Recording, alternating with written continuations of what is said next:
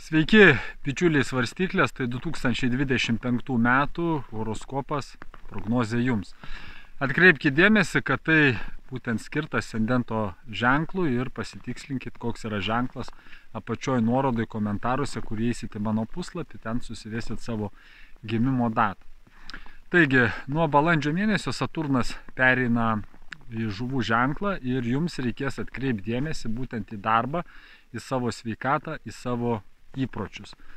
Saturno planeta, jinai gali atnešti tam tikrus pokyčius į jūsų darbą, jūsų darbo metodus, kad jūs, sakykime, viską persvarstytumėt, peržiūrėtumėt, kas yra susijęs su jūsų įpročiais, darbiniais įpročiais, mitybos įpročiais, sveikatos įpročiais. Gali būti kažkokie tai pokyčiai arba krizės arba sveikatos problemos. Tam, kad jūs atsigręžtumėt, jeigu jūs jau gyvenat sąmoningai, stengiatės gyventi dorybės energijoje, aišku, problemų gali nebūti kažkokių tai ypatingų, bet jeigu ne, tai tuomet reikalingos transformacijos. Ir transformacijos ateina tam, kad mes pasikeistume. Toliau svarbu, kad darbe pažiūrėtumėt, persvarstytumėt, ar jūs savo darbu padedat kitiems. Ar tai tas jūsų darbas nėra tik tai, kaip sako, dėl savęs savo, ar jūs padedat kitiems. Toliau, kad jūs peržvelgtumėt savo darbo metodus, ar jie yra irgi praktiški, ar jie naudingi.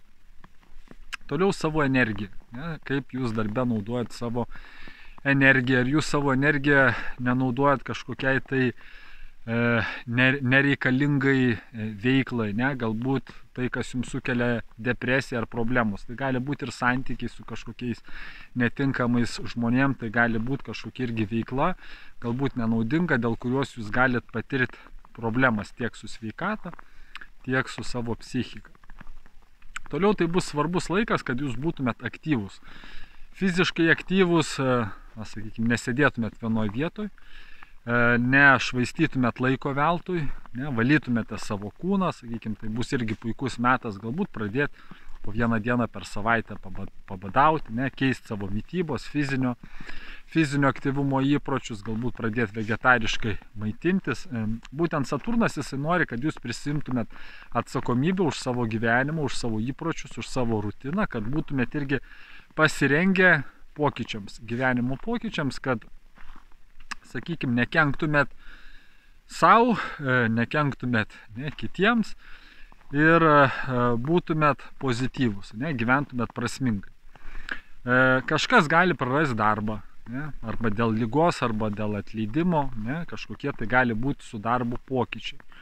Bet jeigu taip nutiks, jums irgi svarbu įsigilinti viską, galbūt tai nėra blogai, galbūt tai dėl to, kad jūs judėtumėt į priekį, galbūt užsistovėjot kažkokiam darbe, užsibuvo tam darbe ir nepanaudojo tinkamos energijos, savo talentų, savo teigiamų savybių, kad tobulėtumėt gyvenime. Būna gyvenime ir taip atrodo, va Jėzau, o čia kaip tai galimybė. Tai, sakykime, Saturnas gali suteikti galimybės. Todėl gali keistis ir darbas arba darbo pobūdis pas jūs nuo balandžio mėnesio. Reiškia, dėl to neišsigąskit, svarbiausia, būkit nusiteikę pozityviai. Geras laikas bus irgi pradėti kažką tai mokytis, žvelgti gyvenimą pozityviai, užsiimti dvasinę praktiką. Problemos gali pasireikšti tokios kaip depresija, sveikatos problemos, arba darbas gali tapti sunkesnis, arba galite jaustis tokie kaip perdegę. Bet vėlgi viskas tam, kad jūs keistumėt savo būtent mąstymą, pasaulėžiūrą. Toliau Jupiterio planeta, jinai nuo gegužės antros pusės pradės pereis į dvynių ženklą, kas suteiks jums sėkmės.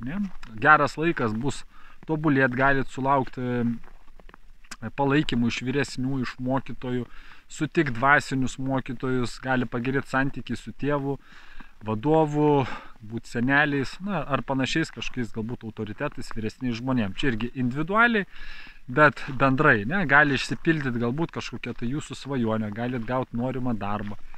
Sakykime, tai geras laikas augt, ieškoti prasmės, ieškoti tiesos, būti produktyviem, būti dvasingiam. Tai geras laikas mokytis, keliauti, sakykime, kažkokias tai prasmingas keliones, ne tai, kad ten kažkur tai pagulėti, kur viskas įskaičiuota daugiau, ne, suvalgyti, išgerti, bet būtent prasmės. Jupiteris jisai verčia mokytis ir, sakykime, jis po 12 metų, prieš 12 metų jisai jums galėjo suteikti tokias galimybės ir dabar vėl jisai suteikia galimybės, kad jūs turėtumėt šansą tobulėti, kad pamatyt platesnį pasaulį, ne, kad praplėsti savo akiratį, kad išeit galbūt iš kažkokio tai užburto gyvenimo rato, kad pažint save, kad sužinot daugiau apie gyvenimo prasme, apie, sakykime, galbūt kažkokias tai nepažintas vietas, kad patirt kažkokias tai keliones, na, toks asmeniniam augimui super laikas jums, dėl to tam ruoškitės, tam nusiteikit, sakykit, kad jūs galėtumėt paaugti. Geras laikas bus įsitraukti kažkokią tai švietėjišką veiklą, galbūt mokyt, galbūt dėstyt, galbūt jūs pradėsit tuo periodu kažko tai mokytis, ne? Tai bus geras irgi laikas, jeigu jūs laukiat arba dvejojat, man verta, neverta, ne? Pradėti, sakykime, savo kvalifikaciją pakelti. Tai reiškia, irgi tam bus geras laikas kelti savo kvalifikaciją, stengtis, galvoti taip, kaip aš galiu būti naudingesnis kitiem, ne? Dievui, ne, kitiems žmonėms, aplinkai, visuomenį ir panašiai.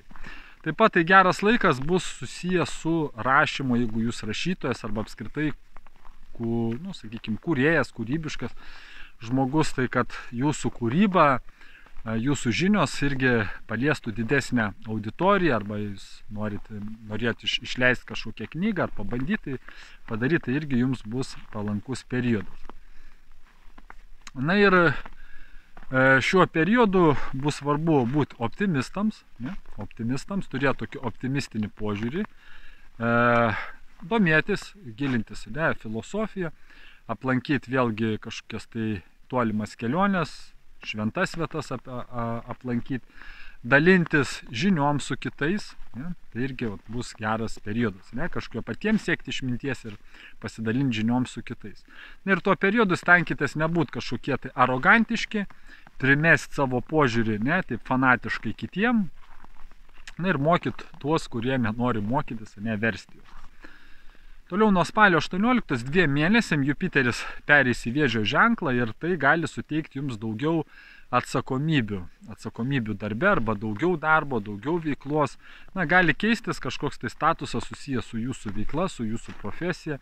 Galbūt tai bus naujos pareigos, galbūt naujos užduotis, galbūt kažką tai jums patikės daugiau, sakykime, ar tai likimas, ar tai darbdavys, ar panašiai. Ne, tai geras laikas savęs pašaukimui, tokio kaip atsakomybės už savo gyvenimą prisiėmimui, perspektyvos gali būti geresnės, kas susijęs su jūsų pripažinimu, paaukštinimu, būtent už anksčiau atliktus kažkokius tai gerus darbus, ne, galit gauti pasiūlymų. Na, reiškia, gali pakilti jūsų statusas visuomenį, ne, jūs galit pasiekti daugiau. Na, tuo periodu irgi palanku ieškoti, ar tai geresnio darbo, ar išbandyti save kažkokiuose tai naujose srityse, naujose veiklose.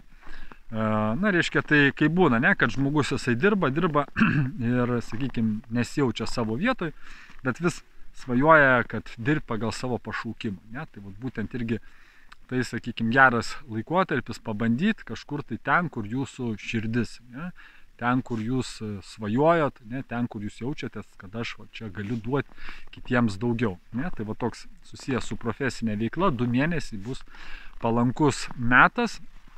Jeigu su verslininkas esate, tai verslo plėtrai, ne, kažkokiems tai peržiūrėti, ne, kažkokios tai sritis su tokiom kaip didesniem darbo galimybėm bus geras laikas. Na ir tuo periodu atkreipkite dėmesį, jeigu jūs kūrėt verslą ar savo kažkokio turit veiklą, na, kad tai tokia nebūtų pernelyg, ne, tokia plėtra, kuri sukeltų jums kažkokių tai problemų. Na, svarbiausia, nepervertinkit savęs. Toliau Rahu ir Ketu planetos nuo gegužės mėnesio 2 pusės Rahu pereis į Vandenį, Ketu į Liūto ženklą. Ir jums ką tai atneš? Rahu planetas svarstyklėms gali atnešti kažkokius tai galbūt santykius geresnius su vaikais, su jais galit geriau sutarti arba juos geriau suprasti, arba kaip tik tai geras laikas išsiaiškinti jų poreikius geriau, ne, kad pažinti geriau savo vaikus, skirti daugiau jiems dėmesio. Ne. Tai vat, būtent tą irgi laiką panaudokit, jeigu jūs iki to galbūt nedarėt ar ten neturėjot laiko ar panašiai. Iš neigiamos pusės gali būti kažkokių tai nesutarimų, kas susiję su jūsų, tarkim, antrąją pusę, ne, su santuoka ir panašiai.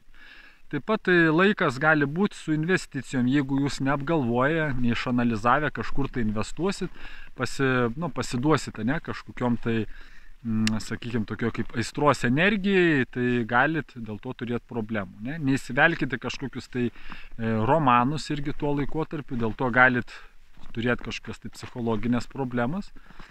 Gali būti irgi iš neigiamos pusės kažkiek tai pergyvenimo dėl vaikų, dėl pajamų to laikotarpiu, kaip sakiau, reikės skirti tam reikalui daugiau dėmesio. Ir ypatingai, jeigu esat vieniši, ieško ten santykių antrosios pusės, tai irgi tuo periodu neįsivelkite kažkokius tai iliuzinius santykius, kur ten atrodo, ne, kaip pradžiai viskas, toksai nektaras, džiaugsmas, ten vajai, skraidot padebesiais, o po to jau žiūri, kad, visa tai buvo toks muilo burbulas. Na ir Keto planeta jums gali tuo periodu nuo gegužės antros pusės duoti kažkokią tai žinojimą, kaip išspręsti savo problemas. Reiškia, kažkokius galit gauti atsakymus, žinojimą, ne, kaip tai padaryti, tas problemas, kurias turėjot anksčiau. Gali būti kažkiek tai palankus sandoriai susijęs su nekilnojamu turtu, reiškia galbūt kažką tai parduoti arba pirkti. Gali būti kažkokių tai palankių galimybių. Ne? Jeigu jūs jau vyresniam amžiuje turit vaikus suaugusius, vaikai gali susituokti nuo to periodo. Na ir tas laikas bus jums geras domėtis. Ne? Meditacija, savęs pažinimu, užsiimti dvasinę praktiką, irgi nepraleiskit šansų, ne, kad gyvenimą pragyventi prasmingai. Tai dėkuoju už jūsų dėmesį, primenu, kad tai buvo bendro pobūdžio rekomendacijos, kai žiūrima individualiai. Ir kitas dalykas, kad gali dar peržiūrėti rekomendacijos, kurios buvo jums 2024 mano YouTube kanale, ten bus dar iki balandžio mėnesio. Ne? Tai ką, dėkuoju už jūsų dėmesį, būkit laimingi ir iki pasimatymo kituose video.